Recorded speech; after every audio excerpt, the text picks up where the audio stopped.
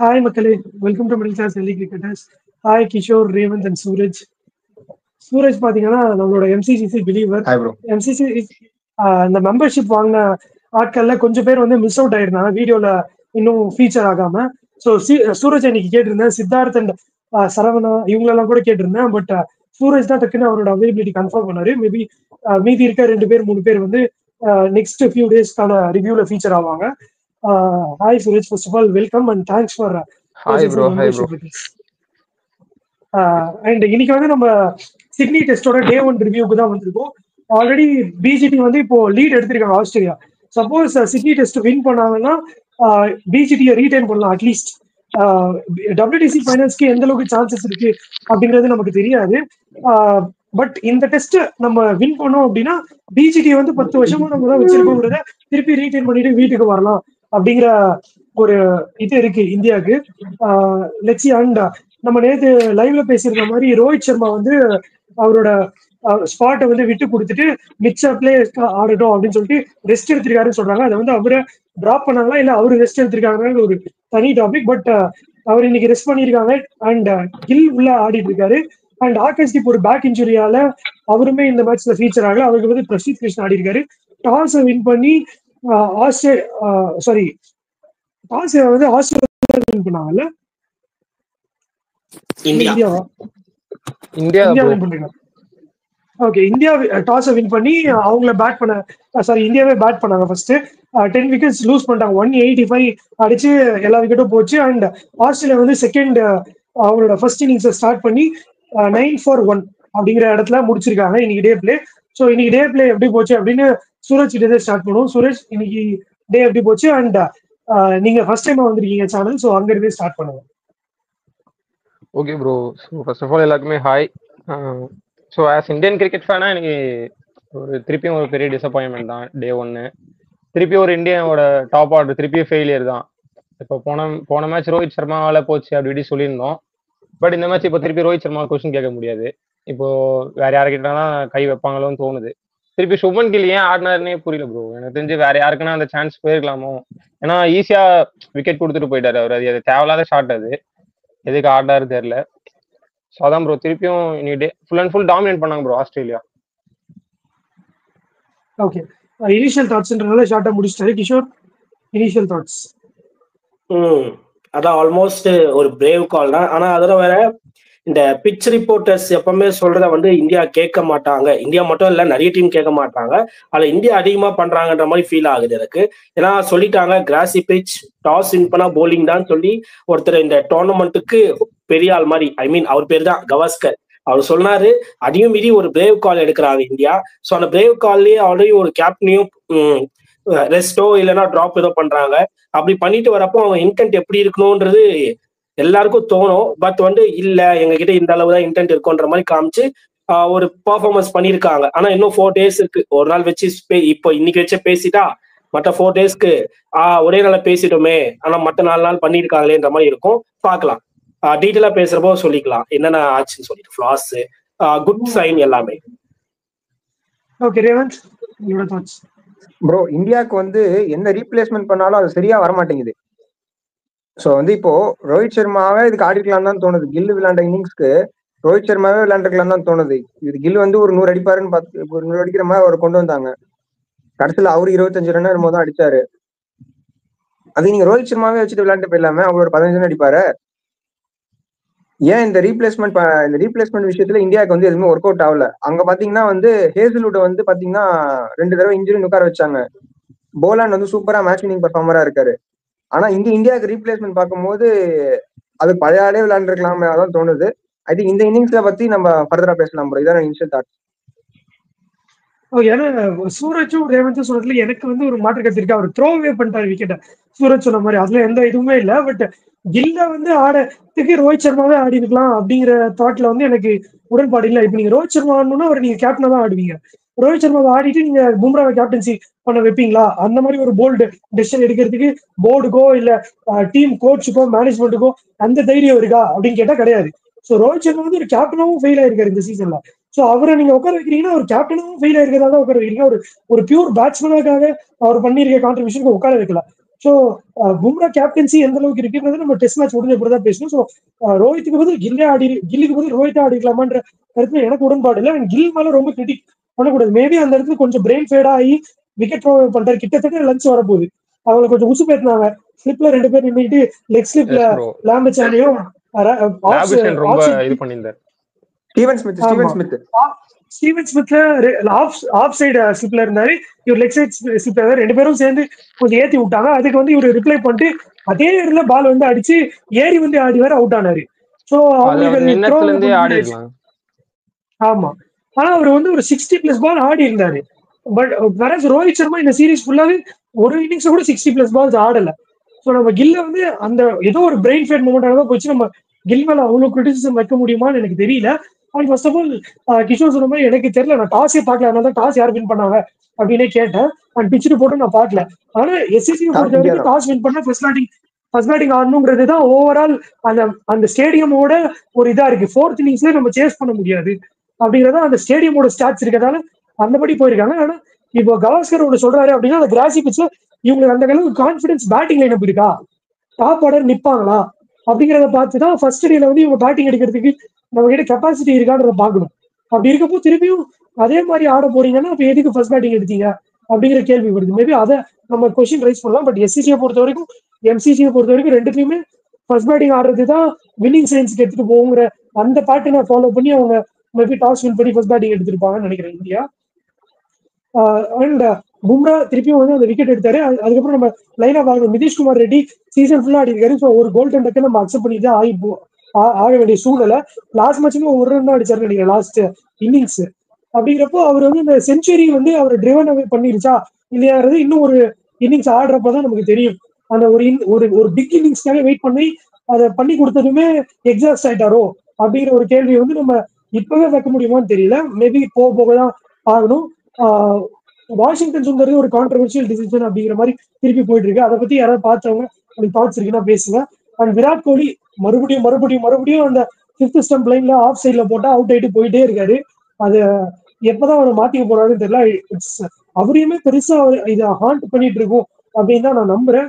And KL ராகுலோட rhythm கண்டிப்பா spoil ஆயிருக்கு. ஒரு ஓப்பனிங் ஆடிட்டு இருந்தவரை நீங்க 1 டவுனுக்கு இறக்கி விட்டு அங்க வந்து கொஞ்சம் சொதப்பி இப்ப திருப்பியும் ஓப்பனிங் ஆடுறப்ப அவர் ஒரு டிரைவுக்கு போய் லெக் சைட்ல ஆட போயிட்டு நேர கையில கோல்ஸ்டர்ஸ் கேட்ச் கொடுத்துட்டு இல்ல ப்ரோ அந்த பால் வந்து அதுக்கு தான் ஃபீல்ட் வச்சே போட்டாங்க. அந்த ஃபீல்ட் வச்சு தான் பிளான் பண்ணி தான் போட்டாங்க. அது வந்து இந்த டைவர்ஷன் இருக்குல்ல, நீங்க ரிதம் பிரேக் பண்ணீங்க. ஒரு ஓப்பனரா இருந்தவரை 1 டவுனுக்கு மாத்தி திருப்பி ஓப்பனர் ஆக்கி அது மேபி அது ஒரு மைண்ட்ல பிளே ஆயிருக்குமா என்னன்றது யோசிக்க வேண்டியதா இருந்தது. ஜெய்ஸ்வால நம்ம எக்ஸ்கியூஸ் பண்ணி தான் ஆகணும். நிதிஷ்குமார் ரெட்டியை நம்ம எக்ஸ்கியூஸ் பண்ணி தான் ஆகணும். பண்ணிட்டு முடிஞ்ச வரைக்கும் அவர் பண்ணாரு. திருப்பியும் ஷாட்டுக்கு போய் அவுட் ஆனாருங்கிற கிரிட்டிசிசம் தான் நம்ம வைக்கணும். 40 ரன் அடிச்சாரு. திருப்பியும் ஒரு பால தூக்கி அடிக்க போனாரு. கேட்ச் கொடுத்துட்டு போயிட்டாரு போலாண்ட் ஓவர்ல. இவரு ஜடேஜாக்கு ஆல்ரெடி வந்து ஒரு லைஃப் கைக்கு அந்த கேட்ச ஸ்மித் விட்டாரு. அவர் 1 or 2 ரன்ஸ் அடிச்சிருக்கப்ப அதனால ஒரு 100 பால் கிட்ட ஆடினாரு. ஜடேஜா ஒரு 17 ரன் அடிச்சாரு. மற்றபடி திருப்பி லோவர் ஆர்டர் தான். பும்ரா தான் ஓரளவுக்கு ரன்ஸை தேடினாரு. ஒரு 22 ரன் அடிச்சாரு. இல்லைன்னா இன்னுமே நம்ம ஒரு 170 கூட 23 அடிச்சாருங்கிறப்ப 185 23 நீங்க தூக்கினா 160 தான் இந்தியா. ஸோ அந்த 160 அவுட் ஆயிட்டுனாங்கன்னா இன்னிங்ஸ் டிஃபீட் கூட ஆகிறதுக்கு வாய்ப்பு இருக்குங்கிற சுச்சுவேஷன்ல தான் இருந்திருக்கும். ஸோ லெட்ஸ் சி பாப்போம். இதுதான் போயிருக்கு. அண்ட் கான்ஸ்டாஸ் அண்ட் செகண்ட் இன்னிங்ஸை பத்தி அப்புறம் பேசணும். முதல்ல இந்தியா பேட்டிங் பத்தி எல்லாருமே டிஸ்கஸ் பண்றது தான் பெட்டரா இருக்கும். சூரஜ், இந்தியாவோட பேட்டிங் இப்பயும் அதான் ப்ரோ. டாப் ஆர்டர் வந்து இப்போ 5 மேட்ச் எடுத்துக்கிட்டீங்கன்னா கூட ஒரு மேட்ச் எனக்கு தெரிஞ்சு கேஎல் ராகுல் அண்ட் ஜெய்ஸ்வால் ஃபர்ஸ்ட் மேட்ச் நினைக்கிறேன் பும்ரா கேப்டன்சில தான் வந்து கொஞ்சம் நல்லாவே பண்ணாங்கன்னு நினைக்கிறேன். அதுக்கப்புறமேட்டு ரோஹித் சர்மா வந்த பிறகு திருப்பியும் அந்த ரிதம் ஸ்பாயில் ஆயிடுச்சு. திருப்பியும் டாப் ஆர்டர் ஃபெயில் தான் ஆயிருந்தது. திருப்பி இந்த மாதிரி திருப்பியும் இப்போ கேஎல் ராகுல் திருப்பி நீங்க ஓப்பனிங் அமைச்சு அவரோட மைண்டை டிஸ்டர்ப் பண்ணிட்டு என்னமோ டபுள் மைண்ட்ல ஆடுற மாதிரி தான் எனக்கு தோணுது. அப்புறமேட்டு ரிஷப் பண்ட் போன மேட்சும் நல்லா செட் ஆனாரு. அந்த ஒரு ஃபால் ஷாட் அடிக்க போய் அவுட் ஆனாரு. இந்த மேட்சும் அதே தான் நல்லா செட் ஆயிட்டு கிட்டத்தட்ட 90 பால்ஸ் கிட்ட ஆட்டாருன்னு நினைக்கிறேன். அதே மாதிரி நல்லா ஆடிட்டு இருந்தாரு. திருப்பியும் ஒரு தேவையில்லாத ஷாட் ஆடி கிட்டே எங்கே அவுட் ஆனாரு. அதான் ப்ரோ இவங்க வந்து செட் ஆயிடுறாங்க. அது கன்வெர்ட் பண்ணவே முடியல போகுங்க. அது வந்து கிளியர் பிளான்ஸ் இல்லையா இல்ல எப்படின்னு புரிஞ்சுக்க முடிய மாட்டேங்குது. எப்படி போலாம் இப்போ இது நம்ம டெம்ப்ட் பண்றதுக்கு தான் இந்த பால போடுறாங்க அப்படின்னு தெரிஞ்சும் ஓகே நான் என் ஸ்கில் செட் உன்னை விட பெட்டர் அப்படிங்கிற ஒரு ஈகோல அந்த மாதிரி இதுக்கு போறாங்களா என்னன்னு தெரியல. பட் ரிஷப் பண்ட் மேல என்னால அவ்வளவு கிரிட்டிசிசம் வைக்க முடியல. அதனால ஓகே 40 ரன் கூட இல்லைன்னா என்ன நடந்திருக்குன்னு தான் பேச முடியும். Yes correct. பட் அதே மாதிரி விராட் கோலி திருப்பியும் அந்த ஒரு அவுட் சைடு ஆஃப் ஸ்டம்ப் போட்டாலே அவுட் ஆயிடுற மாதிரியே இருக்காரு. இப்போ அங்க சைடு போட்டாலே அவன் அவுட் பான்ற மாதிரி தான் இருக்குது. இப்போ தேடி போய் ஆடிடுறாரு. நான் வந்து ஒரு மீம் பார்த்தேன், மீமோ ஒரு போஸ்டோ. நானுமே வந்து ஆஃப் கேமரா நிறைய சொல்லியிருக்கேன், விராட் கோலியில 100 செஞ்சுரி மேலாம் அடிப்பாப்ல அப்படிங்கிறது ஒரு 4 வருஷம் முன்னாடி ஒரு கோவிட் அந்த ஏராலெல்லாம் நாங்கள் ஃப்ரெண்ட்ஸோட பேசிட்டு இருக்கோமோ அதெல்லாம் சச்சின் ரெக்கார்ட்லாம் அசால்ட்டா அடிச்சுட்டு போயிடுவாரு அப்படின்னு. இப்போ வந்து அந்த 17th செஞ்சுரிக்கு அப்புறமா அவர் திணறிட்டு இருக்க திணறல் வந்து ரொம்ப கஷ்டமா இருக்கு பாக்குறதுக்கே. ஒரு சிலர் வந்து முதல்ல ரொம்ப நல்லா பண்றாங்கன்னா லேட்டர் ஸ்டேஜ் ஆஃப் த கெரியர்ல வந்து கொஞ்சம் கஷ்டப்படுவாங்க. அப்படிங்கிறது விராட் கோலிக்கும் பொருந்துதா அப்படிங்கிறத வந்து கொஞ்சம் யோசிச்சு பார்க்க வேண்டிய சூழ்நிலைக்கு அவரோட கெரியர் இப்போ போயிட்டு இருக்கு அப்படிங்கிறதே வருத்தமா இருக்கு. அண்ட் இது வந்து அவரை பெரிய லெவல்ல பாதிக்கும்னு நினைக்கிறேன். இந்த ஆஃப் ஸ்டெம்ப் டெலிவரி சும்மா போட்டு விக்கெட் எடுத்துட்டு இருக்காரு. அதை பத்தி என்ன நினைக்கிறீங்க? லாஸ்ட் கிட்டத்தட்ட 27 வாட்டி 27 வாட்டி அவர் வந்து கல்லி அண்ட் ஸ்லிப்ஸ்ல நிறைய வாட்டி அவுட் ஆயிருக்காருன்னு இப்ப ஸ்டாட்ஸ் போட்டாங்க. அது அவர் வந்து இன்னும் வெறும் ஆஸ்திரேலியால மட்டும் எஸ் அதான் ப்ரோ. அது 29 இன்னிங்ஸ் ஆடி இருக்காரு, 28 இன்னிங்ஸ் வந்து பின்னாடி தான் அவுட் ஆயிருக்காரு. கல்லி வாங்கி தான். எஸ் ஆமா.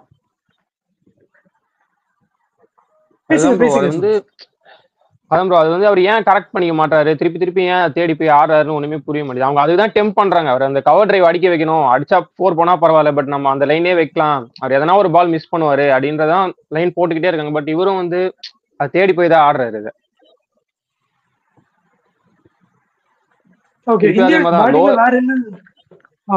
திருப்பி நம்ம பும்ரா தான் அந்த 23 இல்லைன்னா கிட்டத்தட்ட 150க்குள்ளேயே தெரிஞ்சு ஆல் அவுட் பண்ணிருப்பாங்களோன்னு தோணுது. அவர் வந்து கட்சியில ஒரு கொஞ்சம் ஃபயரா ஒரு 23 அடிச்சுட்டு போனாரு. அதுவும் இல்லைன்னா நம்ம இன்னும் சிக்கல்ல தான் ப்ரோ மாட்டிருப்போம். கிஷோர்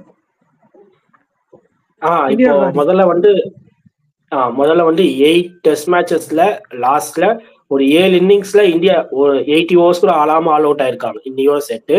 அதுக்கப்புறம் நீ சொன்ன, பட் அதே தான் நானும் சொல்ல வரேன்.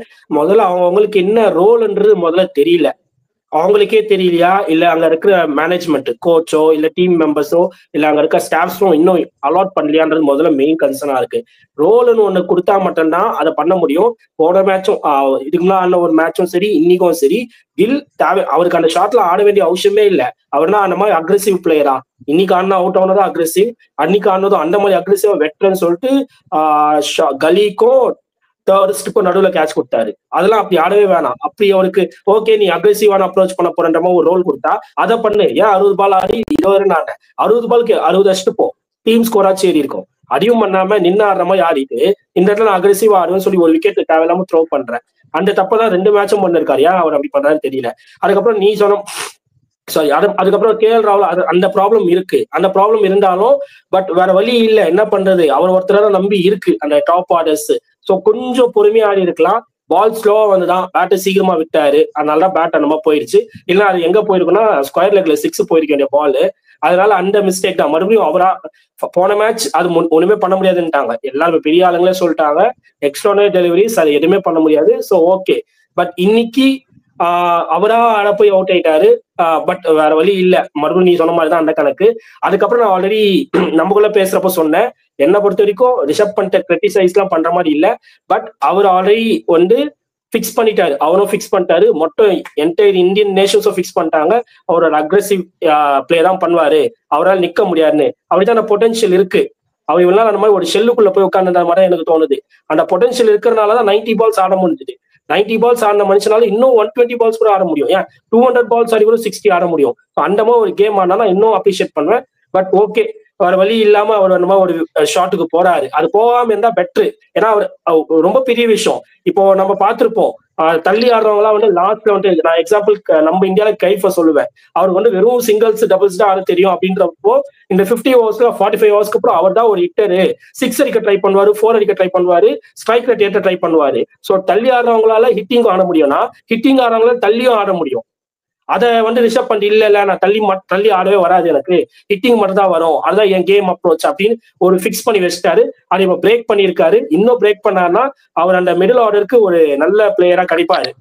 பண்ணல, அவர்கிட்ட இருக்கு, அவர்கிட்ட எல்லா கேமும் இருக்கு. ஸோ அவர் ட்ரை பண்ணணும். அதுக்கப்புறம் வந்து நிதிஷ்குமார் ரெட்டி கரெக்ட், சொல்லவே முடியாது. பட் வந்து பால் காமிச்சாங்க, அவுட் ஆகிட்டு போயிட்டு பிறகு காமிச்சாங்க. எதுக்கு 2 ஸ்டெப் முன்னாடி நின்னாருன்னு தெரியல. அவர் என்ன யோசிச்சு வந்து அந்த பாலுக்கு ஃபேஸ்க்கு வந்தாரு, ஏன் அப்படி நின்னாரு தெரியல. அப்படி நிக்காம அவரோட எப்பயோ எடுக்கிற கிரீஸ் மாதிரி எடுத்துட்டா அந்த பால்ல அவுட் ஆயிருக்க மாட்டாரு. அதுதான் தோணுச்சு. மற்றபடி அவரை ஒன்னும் சொல்றதுக்கு இல்லை. அதுக்கப்புறம் மறுபடியும் வாஷிங்டன் சுந்தர் அது கிளீனா பார்த்தேன். ஓப்பனா சொன்னா இங்க படுது, இங்க படுறப்பதான் ஸ்டிக்கோல காட்டுது. இங்க படுறத எப்படி இந்த கிளவ் வச்சு கேட்ச் கொடுத்தாங்கன்னு உண்மையா தெரியல. அது மறுபடியும் பெருசாதான் போக போகுது. கன்ஃபார்ம் இங்கதான் படுது. போய் பார்த்தா ரிப்ளேல போய் விக்கெட்ல போய் பார்த்தாலே தெரியும். நல்லா ஸ்டாப் பண்ணி பார்த்தா இங்கதான் படுது. இது எப்படி இது அவுட்டான்னு தெரியல. இது கிளவுஸ் இது தான் இருக்கும். ரிஃப்ளெக்ஷன் இங்கதான் காமிச்சிரு. அப்படிதான் காமிக்குது. எனக்கு அப்படிதான் காமிச்சிரு. மறுபடியும் அது பயங்கரமான கான்ட்ரவர்ஷியலான டிசிஷனா தான் போவோம். அதுக்கப்புறம் பின்னாடி இருக்கிறவங்க ஆடி கொடுத்தாங்க. கொஞ்சம் ஒர்க் பண்ணணும். இப்போ இது பயங்கரமான ஒர்க் லோடு.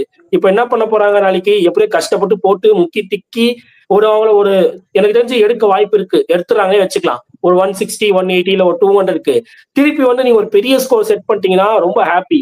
நான் இதெல்லாம் ரொம்ப வருஷமா பிளேம் பண்ணிட்டு இருக்கேன். இந்தியன் பேட்டிங் ஏதாவது பிளேம் பண்ணிருக்கேன். இல்ல அவங்க பெரிய ஸ்கோர் செட் பண்ண மாட்டாங்கன்னு. இப்ப சப்போஸ் நாளைக்கு அவங்கள ஒரு 200 ஆல் அவுட் பண்ணி திருப்பி வந்து 180 190 ஆல் அவுட் ஆயிட்டாங்க இந்தியானா 200 இந்தியா டிஃபெண்ட் பண்ணணும். இதெல்லாம் லாஸ்டா ஒரு 3-4 சீரியஸாவோ இல்ல ஒரு 3-4 வருஷம் இல்ல 5-6 வருஷமா இதுதான் நடந்துட்டு இருக்கு. பேட்ஸ்மேன்ஸ் கம்மி. இந்த சீசன்ல இந்த 5 சீரீஸ்லயே பாத்துக்கோங்க எத்தனை மேட்ச் இந்தியா ஒரு பெரிய ஸ்கோர் அடிச்சிருக்காங்க, எத்தனை மேட்ச் பவுலிங்ல டிஃபெண்ட் பண்ணிருக்காங்க. அவங்களுக்கு கம்மி ரன்ல பிடிக்கிறதோ அதுவும் அததான் ரொம்ப ஃபாலோ ஆயிட்டு இருக்கு. அது நடக்காம செகண்ட் இன்னிங்ஸ் ஒரு ஸ்டெடி ரன் கொடுத்தாங்கன்னா என்ன சொல்லலாம், ஒரு ஸ்டெடி டார்கெட் கொடுத்தாங்கன்னா நல்லா இருக்கும். இதுதான் எனக்கு ஃபர்ஸ்ட் இன்னிங்ஸ் பத்தி thought. Okay Revanth bro, first Jaiswal start பண்ண விதம் சூப்பரா இருந்துச்சு ப்ரோ. ஏன்னா நீங்க வந்து பாத்தீங்கன்னா ஸ்டார்க் வந்து எப்பயுமே காலில் வந்து கொஞ்சம் ஒரு ஸ்விங் மொமெண்ட் இருக்கும்போது காலுக்கு ஒரு பால் போடுவார் பேடுக்கு எப்பயுமே. அது கொக்கோபரா பால் ரெட் பால் அவருக்கு நல்லா ஸ்விங் மொமெண்ட் கிடைக்கும். அதை வந்து அந்த ஸ்விங்கை கட் பண்றதுக்கோசரம் நேரா வந்து நல்ல ஒரு ஷாட் ஒன்று அடிச்சாரு.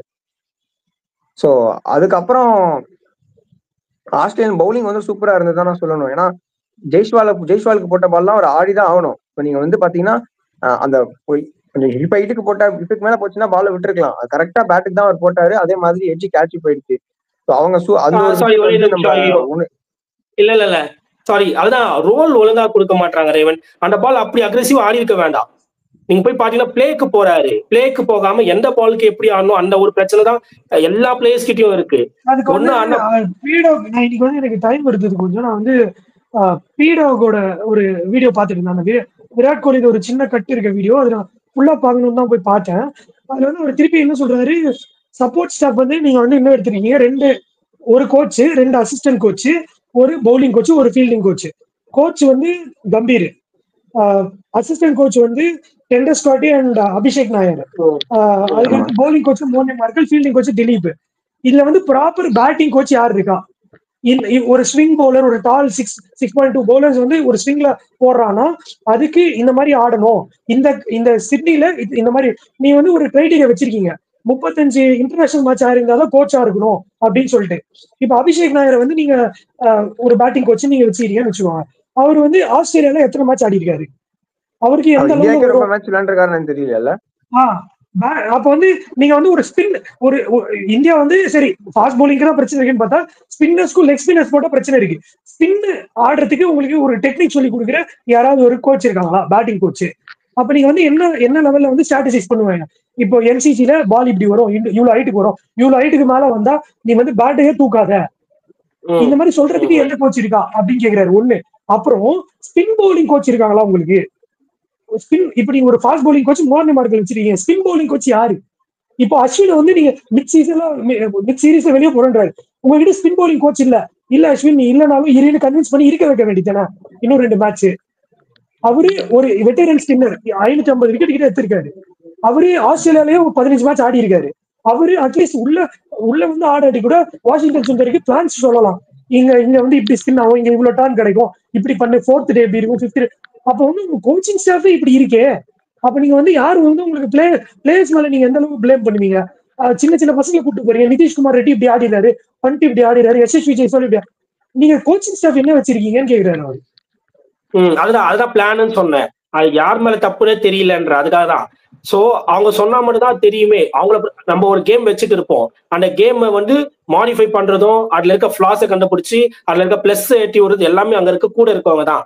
அந்த பையன் நல்லா ஆடுறாரு, அந்த ஷாட் ஆட வேணாம். அந்த ஷாட் ஆனா புது பிரச்சனை என்னன்னா Virat Kohli Rohit Sharma out of form இருக்க சீனியர் பிளேயர்ஸ் அவங்க தான். அவங்க நினைச்சாதான் இன்னொருத்தவங்களுக்கு இது கொடுக்க முடியும். அவங்களுக்கு இப்ப சொல்றதுக்கு ஒரு மாதிரி இருக்கும்ல, நம்மளே போறோம் ஒண்ணுமே ஆட மாட்டோம், அவுட் சைடு ஆஃப் ஸ்டம்ப் போட்டா அவுட் ஆயிட்டு வந்துடும், நம்ம என்ன இவனுக்கு போய் சொல்றதுன்ற மாதிரி தான் அவங்க உட்கார்ந்து இருப்பாங்க ஒரு லோ அண்ட் கான்பிடன்ஸ்ல. சோ டக் அவுட் ட்ரெஸ்ஸிங் ரூமே ஒரு மாதிரி மொராலே லோவா இருக்க மாதிரி தான் இருக்கு. பும்ரா மட்டும் தனியா இருக்காரு ஃபுல்லா. ரேவன் சாரி பேசுங்க ரேவன், இன்டரப்ட் பண்ணிட்டேன் வேற. இல்ல ப்ரோ, அதான் மத்தபடி ஓவராலா பார்க்கும்போது வந்து பாத்தீங்கன்னா எனக்கு தெரிஞ்சு டாப் ஆர்டர்ல விளையாடுறதுக்கு கடைசி வரைக்கும் விளையாடுறதுக்கு ரஹானே மாதிரி ஒரு பேட்ஸ்மேன் இல்ல, புஜாராவும் இல்ல. இதுவே ஒரு பெரிய டிஸ்அட்வான்டேஜ் தான் ஆஸ்திரேலியா மாதிரி கிரவுண்டுக்கு போகும்போது. ரெண்டாவது சுப்மன் கில்லாம் நேரா வந்து ஸ்டெம் டு ஸ்டெம் போட்டாங்க அப்படின்னா அன்னைக்கு ஃபுல்லா அடிச்சிட்டு இருப்பாரு, 4-6 அடிப்பாரு என்ன. மத்தபடி வந்து எனக்கு தெரிஞ்சு அவர் வந்து ஒரு கன்சிஸ்டன்ட் பேட்ஸ்மேனா வந்து இந்தியாவுக்கு லாங் டைமா எடுத்துட்டு போறது எனக்கு தெரியல. இன் பிளேஸ் அவர் பதிலா நீங்க ருத்ராஜை கொண்டு வரலாம் மேபி. லைக்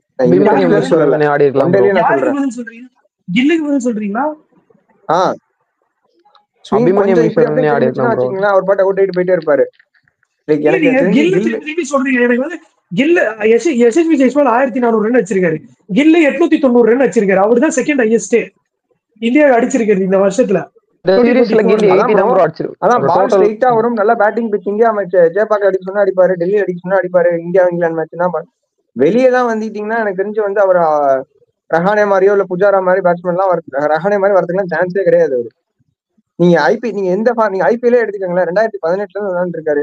ஒரு கன்சிஸ்டன்ட் சீசனா இருந்திருக்கா அவர்கிட்ட? நீங்களே சொல்லுங்க. என்னப்பா சொல்றீங்க? 2023 எவ்வளவு வச்சிருக்காரு தெரியுமா? 875 ரன்னுப்பா. யாரு? கில்லு 875 ரன் கில்லு. நம்ம கப்பு ஜெயிச்சோம் அந்த டைம் 2023ல ஐபிஎல்ல.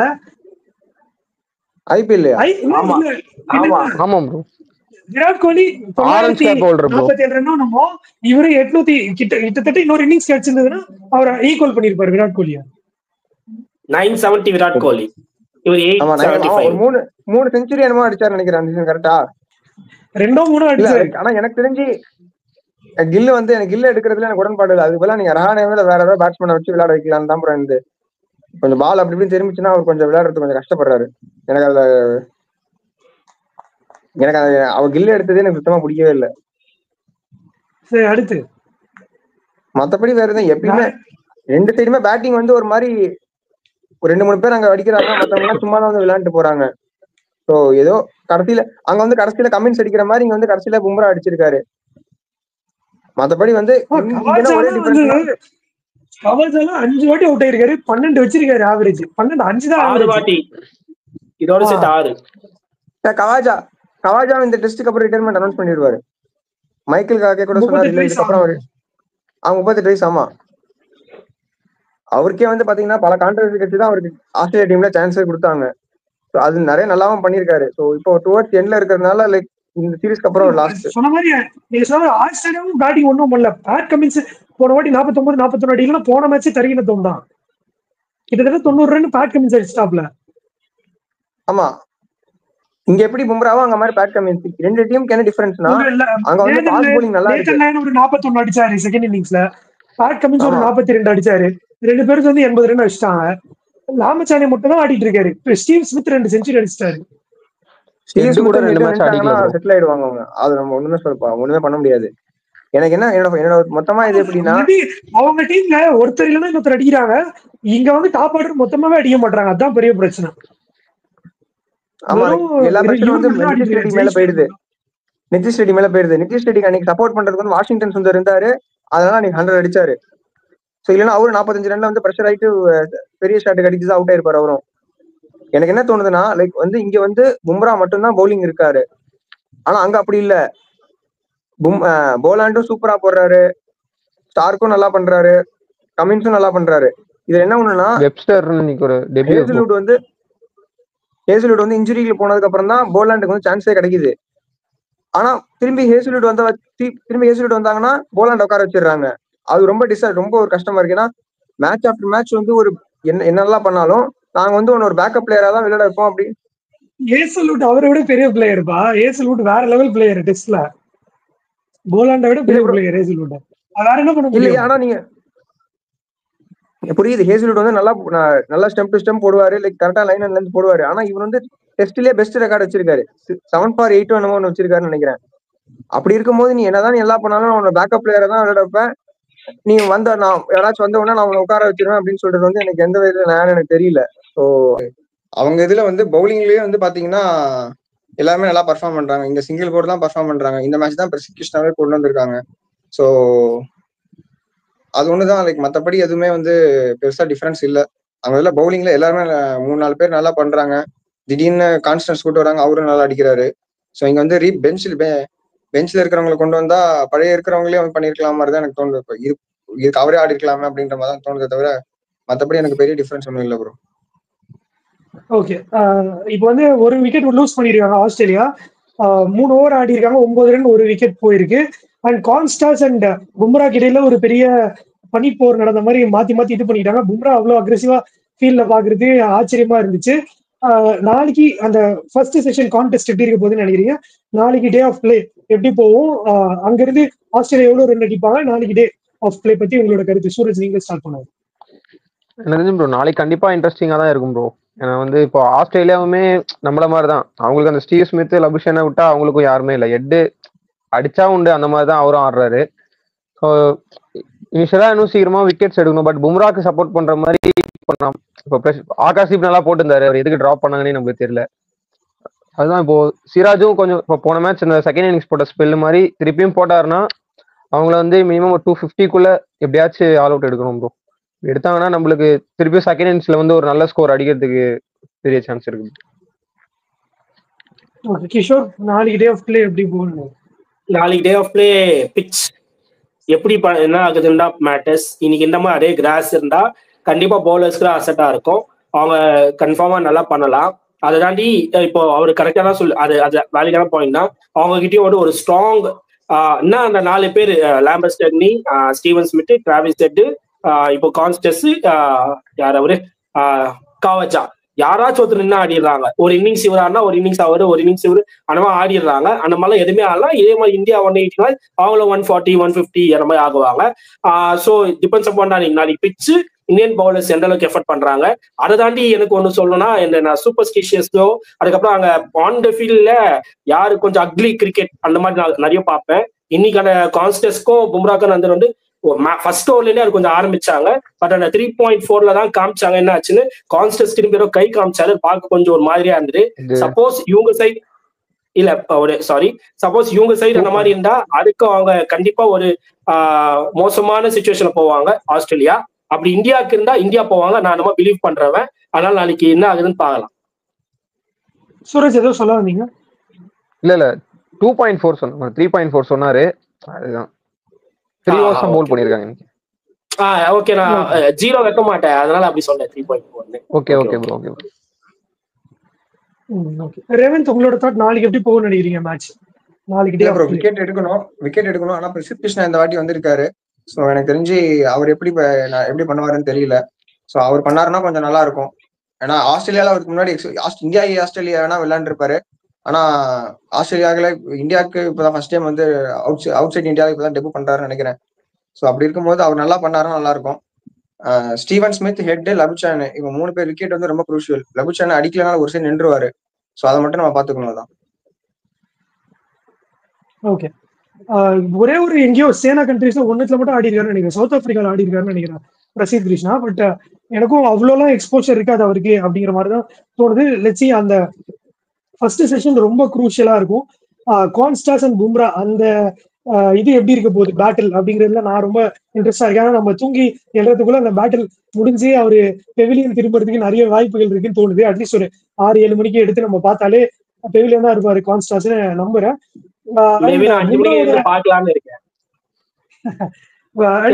பும்ராவோட ஒரு பீக்ல இருக்க ஒரு பிளேயரோட ஈகோ டச் பண்ணா அது வந்து ஒரு டிஃபரெண்ட் இதா இருக்கும்.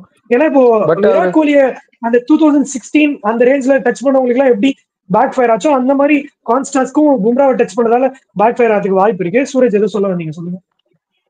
நாளைக்கு தெரிஞ்ச சீக்கிரமா அவுட் ஆயிடுவாங்க நம்ம தோணுது. ஏன்னா ஒரு ரொம்ப இறங்கி வந்து ஆடிட்டு இருக்காரு. அதான் நாளைக்கு தெரிஞ்சு சீக்கிரமா காலி ஆயிடுவாருன்னு தான் நினைக்கிறேன். அந்த ஃபர்ஸ்ட் பாலே ஒரு நல்ல ஷாட். இன்னும் அட்டாக் நான் இதை நிறைய வாட்டி சொல்லியிருக்கேன். நான் 50 ஓவர்ஸ்ல சொல்லியிருக்கேன். 20 வரைக்கும் சொல்லியிருக்கேன். அதுதான் அந்த பையன் 4 ஓவர் 24 பால் 60 பால் அவங்க கிட்ட இருக்கு. அவங்க ஒண்ணுமே பண்ண முடியல தெரியல. அட்டாக் ஆடிடுங்க. இந்தியா வேர்ல்டு கப்லயே நியூஸ் ஐடியா ஆகிட்டாரப்போ கப்டியில சொல்லிட்டேன், ஆடிடுறா அட்டாக், அடிச்சிடுறா, பரவாயில்ல, உங்க விக்கெட் போனா பரவாயில்ல, ஆடிக்கூடா அப்படிதான் சொன்னேன்.